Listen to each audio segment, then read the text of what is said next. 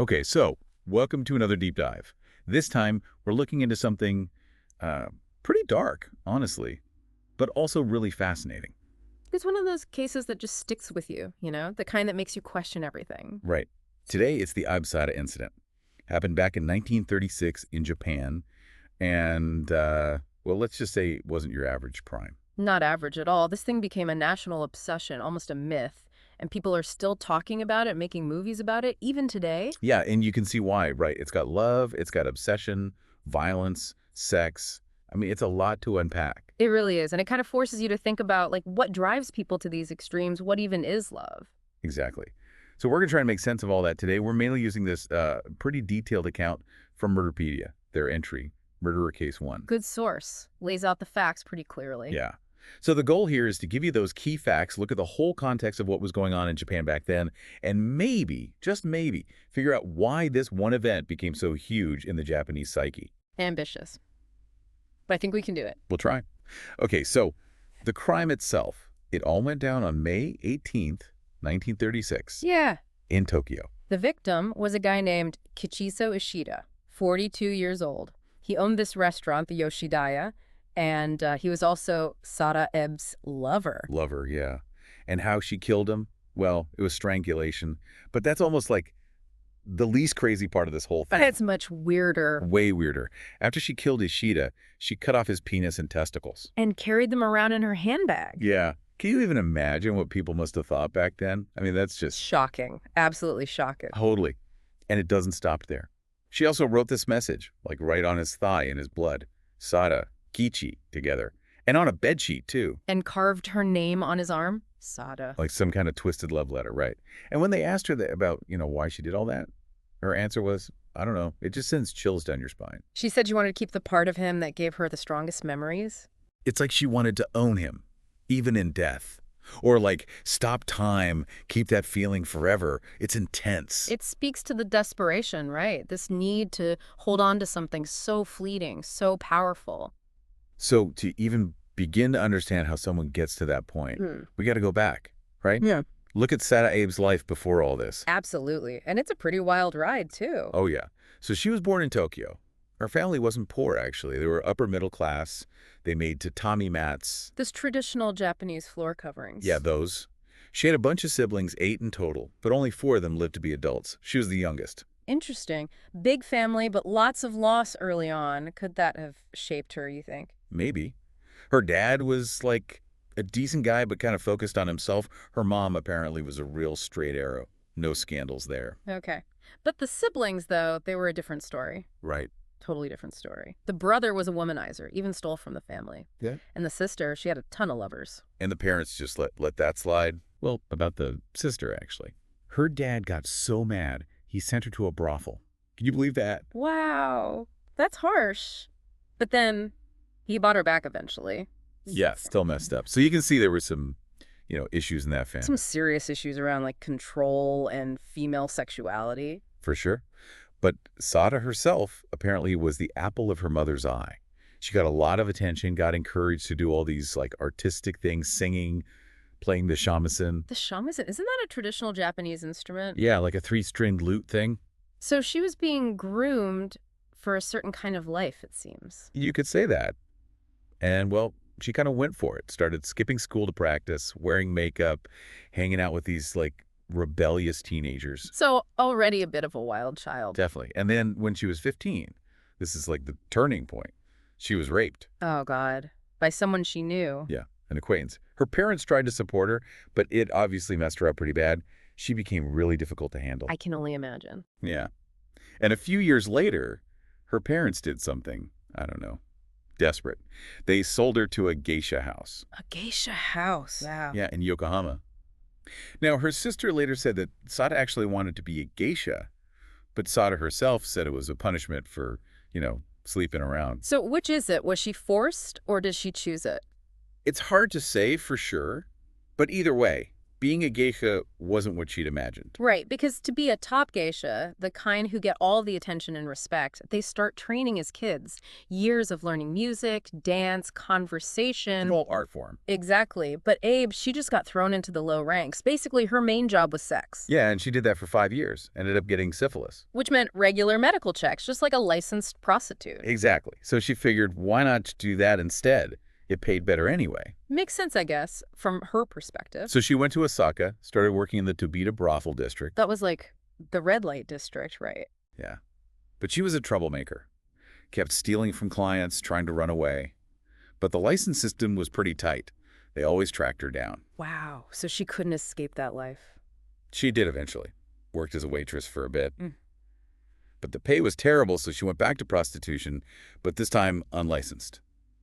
Moved around Osaka, Tokyo. Always on the run. Yeah.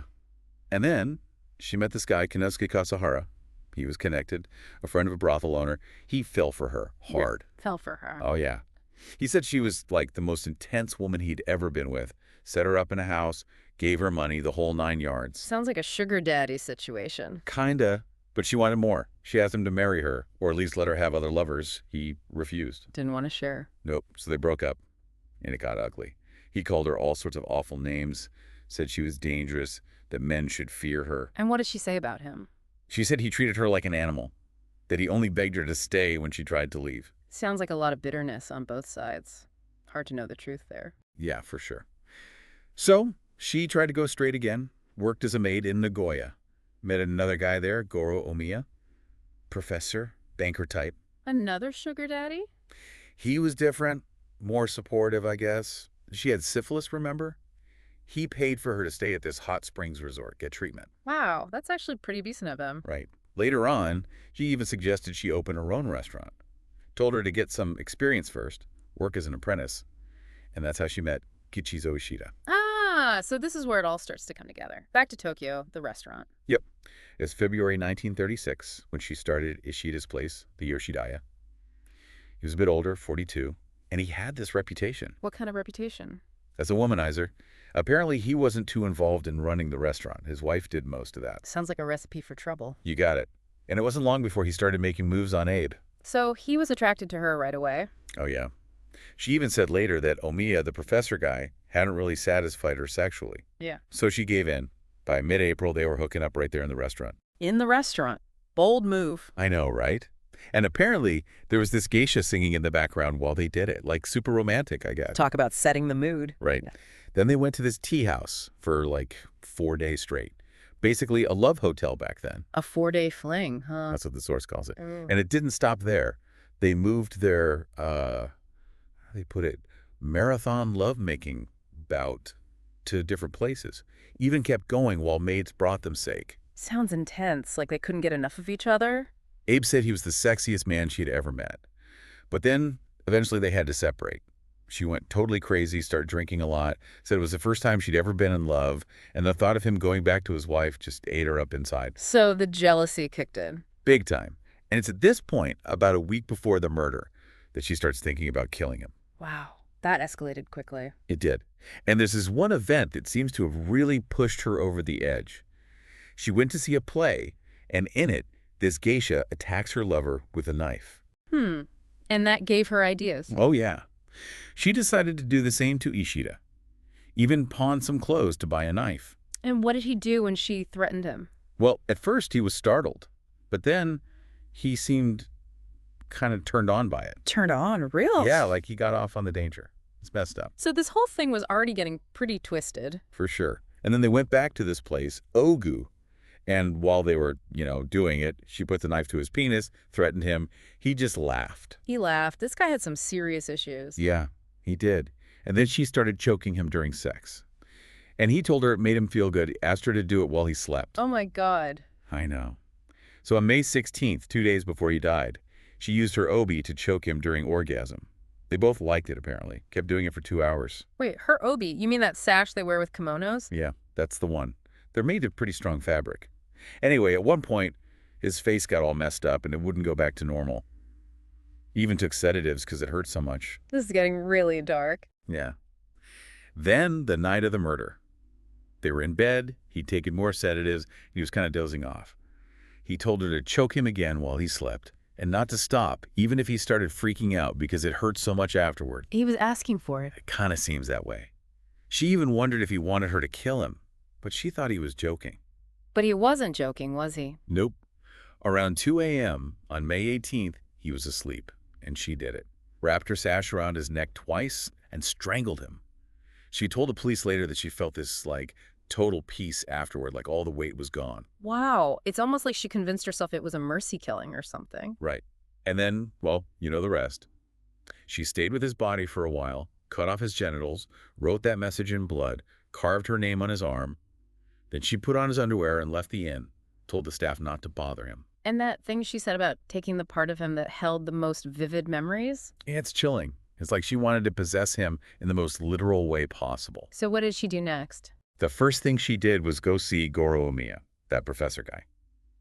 She kept apologizing to him over and over again. Apologizing, but he didn't know about the murder yet, right? Nope. He thought she was apologizing for cheating on him with Ishida. But she said later that she was really apologizing for the damage it would do to his career. And she was right. The newspapers got hold of the story the next day, and it exploded. Omiya was ruined. Oh, yeah. It was huge. The Abe Sada Panic, they called it. Oh, a Panic. A full-blown panic. People thought they saw her everywhere. There was even this near riot in the Ginza district because people thought they'd spotted her. So she became this, national figure of fear and fascination. Exactly. And they called the whole thing the Go Ichihachi incident, May 18th. It was like a twisted echo of this failed coup they'd had earlier that year, the February 26th incident. So they were comparing her to rebels and revolutionaries. Kinda, yeah. It's crazy. And while everyone was losing their minds, Abe was doing her own thing. The day after the murder, she went shopping, saw a movie, then she stayed at another inn, got a massage, drank beer. Sounds almost normal. It's weird, right? Yeah. But she was also writing these farewell letters and, get this, she was engaging in necrophilia with Ishida's, Oh, God. yeah, she planned to kill herself a week later, wanted to be with, that part of him until the end. She was going to run off to Osaka, keep it with her, and jump off a cliff holding onto it. That is seriously messed up. It is. But she didn't get the chance. On May 20th, the police found her at the hotel. She confessed right away, even showed them, the evidence. So they caught her pretty quickly. Yep. And her explanation for the murder, Yeah, that's yeah. what really made people go nuts. She said, I loved him so much. I wanted him all to myself. If I killed him, no other woman could ever touch him again. I don't even know what to say. It's so possessive, so twisted. Right. And it really struck a nerve with the public. Here was this woman killing not out of jealousy, but out of love. It was a scandal, but also a tragedy. And coming at a time when Japan was on edge politically with war looming. Yeah, it was like this weird escape valve for everyone, this crazy sex scandal that took their minds off everything else. And it fit perfectly with the whole Eroguro Nensensu thing that was popular back then. Eroguro. Eroguro Nensensu. Basically, art and literature that was all about the erotic, the grotesque, and the nonsensical. Oh, okay. So this wasn't just some random crime. It tapped into something that was already there in the culture. Exactly. A fascination with the dark side, the taboo. Right. And the Abe Sada case, it became like the ultimate example of that. There were even rumors going around about the size of Ishida's, His penis. Yeah. But the police officer who interrogated her shut those rumors down. He said Abe told him it was just average. What she liked was his technique, how much he wanted to please her. Interesting. So it wasn't just about, the physical. It was about the emotional connection, too. That's what she claimed, anyway. Makes you wonder if that was just her way of, romanticizing the whole thing. Could be. We'll never know for sure. But anyway, after she was arrested, they took Ishida's, Genitals. yeah, to the Tokyo University Medical School. They actually put them on display after World War II. Then they disappeared. Nobody knows where they went. Weird. So the trial, that was a whole spectacle in itself. People were lining up hours before it even started on November 25, 1936. Must have been a media circus. Oh, yeah. The judge even admitted that some of the details aroused him, but he insisted that the whole thing be handled seriously. And what about Abe? What did she say? She said she regretted being seen as a pervert, said she'd never felt that way about any other man. Still trying to paint it as a love story? Totally. The prosecution wanted her locked up for 10 years. Abe herself apparently wanted the death penalty. Wow. Yeah. But in the end, she got 6 years, second-degree murder and corpse mutilation. The judge said Ishida's role in it all and her mental state were factors in the lighter sentence. So off to prison she went? Yep, to Chigi Women's Penitentiary. Yeah. And you know what? That time, behind bars, it was probably the most stable period of her life. Seriously, prison was good for her. Apparently. She said the staff were kind, she studied Buddhist philosophy. She was a model prisoner, so they let her out early. May 1941, 5 years after the murder. That's strange, right? That prison would be a place of peace for someone like her. It is. Maybe it was the structure, the lack of choices, I don't know. Yeah. But it's definitely ironic. Totally. Oh, and her confession, the police record of her interrogation, that became a bestseller. Of course it did. The source talks about how it ties into this poison woman stereotype that was popular in Japanese literature back then, this Dukufu character. Dangerous woman, femme fatale type. Exactly. But Abe's confession, it was different. It focused so much on her sexuality, her love for the victim. Right, she wasn't some cold-blooded killer. Yeah. She was this woman consumed by passion. At least that's how she presented it. And that resonated with people, for better or worse. So what happened to her after prison? It wasn't easy. She changed her name, but people found out who she was. Relationships fell apart. Can't imagine it was easy to escape that notoriety. Nope. But then things started changing in Japan. Post-war, there was this shift in how people talked about sex. It was partly because of the government, actually. No government? Why? Yeah, the Yoshida government had this policy, the 3S policy. They wanted people to focus on sports, screen, and sex. Why those 3 things? It was a way to distract people from politics, from the mess the war had left behind, keep them entertained, you know? So basically, they encourage people to think about sex more. In a way, yeah. It was all part of this rebuilding effort.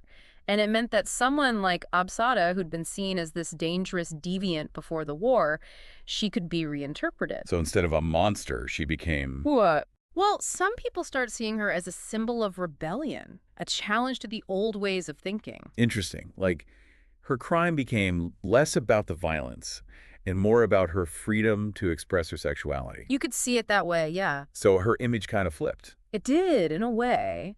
And she became a muse for artists, writers, filmmakers. There were books, plays, even that famous movie In the Realm of the Senses. I've heard of that. Pretty controversial, right? Very controversial. But it shows how her story continued to fascinate people. She even wrote her own autobiography, said she wanted to set the record straight. So she was trying to control her own narrative, Yeah. even after all that had happened. Exactly. And she even capitalized on her fame for a bit, gave interviews, appeared in this traveling stage production. Wow. She really leaned into it, huh? For a while, yeah. But then she settled down, worked in a pub in Tokyo for like 20 years. A pub? That's so normal. It is, and apparently she was a great employee, even got a Model Employee Award. The film critic Donald Ritchie, he used to see her there, said she had these dramatic entrances. Real showstopper. Sounds like she still had that flair for the dramatic, even in her later years. Definitely. Her last public appearance was in a documentary in 1969. After that, she vanished. Nobody knows for sure what happened to her. Some people say she went to a nunnery. Yeah, there are all sorts of rumors, but nobody's been able to confirm any of them. So she just disappeared. Gone, but not forgotten, because people are still fascinated by her. Even today, there are new books about her, biographies, artwork. Even a Japanese noise musician took her name. And there was an Australian band called Abe Sada. Crazy, right. Her story just keeps echoing through the years. So to sum up, the Abe Sada incident, it was a crime of passion, a really twisted, obsessive kind of passion. And it went way beyond a typical murder because of the details and her explanation for it all. The mutilation, the messages, the whole I did it for love thing. Yeah. It was all so shocking, so over the top. And people just couldn't get enough of it. It became this national obsession. And then over time, the way people viewed her, it changed too. From this terrifying monster to, for some, a symbol of freedom or rebellion. It's a wild story. Makes you think about love, obsession, how we judge female criminals. Definitely. And what does it say about us as a society that we're so drawn to these kinds of stories? It's a question worth pondering, for sure. Absolutely. Well, we've given you a lot to think about today. If you're interested in learning more, I'd recommend checking out some of those books and articles we mentioned. Yeah, there's a ton of stuff out there. You can really get lost down the rabbit hole. It's a fascinating, if disturbing, rabbit hole. That's for sure. Thanks for taking this deep dive with us. Until next time. See you then.